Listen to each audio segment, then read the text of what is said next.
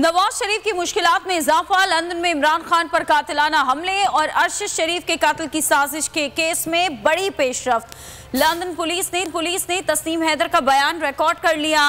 London Charing Cross police station ने case Hammersmith police station को मुंतकिल कर दिया है। पुलिस स्टेशन की सीआईडी टीम के मामले की तफ्तीश करेगी। साजिश की रिपोर्ट तारिक महमूद नामी ओवरसीज पाकिस्तानी ने की थी। खान पर कातिलाना हमले और अरशद शरीफ के कत्ल की साजिश। नवाज शरीफ के कैद घेरा तंग, मुश्किलात में इजाफा हो गया। बरतानिया में तस्नीम हैदर के वकील मेहताब अजीज के मुताबिक लंदन पुलिस ने तस्नीम हैदर का बयान रिकॉर्ड कर लिया। London Charing Cross police station के केस हैमरस्मिथ पुलिस स्टेशन को मुंतकिल कर दिया गया। अब हैमरस्मिथ पुलिस स्टेशन की सीआईडी टीम मामले की तफ्तीश करेगी। नून लीग के रहनुमा होने के दावेदार तस्नीम हैदर ने इमरान खान पर कातिलाना हमले, अरशद शरीफ के कत्ल की साजिश का इल्जाम नवाज शरीफ नासिर भट्ट पर आयद किया था। साजिश की रिपोर्ट तारिक महमूद नामी ओवरसीज पाकिस्तानी ने की थी। अहम गवाह के तौर पर तस्नीम हैदर शामिल हुए।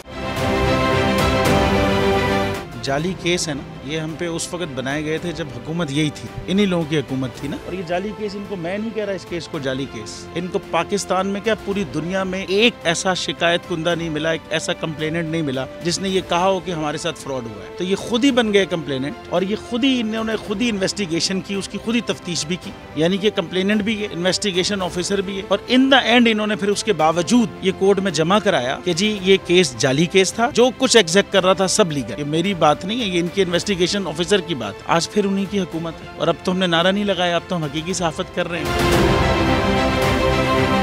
आप ये समझें, ये जो हक है ना, हक पे खड़े रहना और हक को बोलना, ये दूर से लगता है तन्हा हो गए लोग।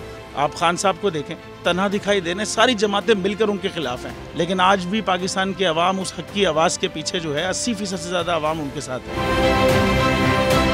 एग्जैक्टली इसी तरीके से बोल की कहानी है। सब्सक्राइब करें और बेल दबाएं ताकि कोई खबर रह न जाए।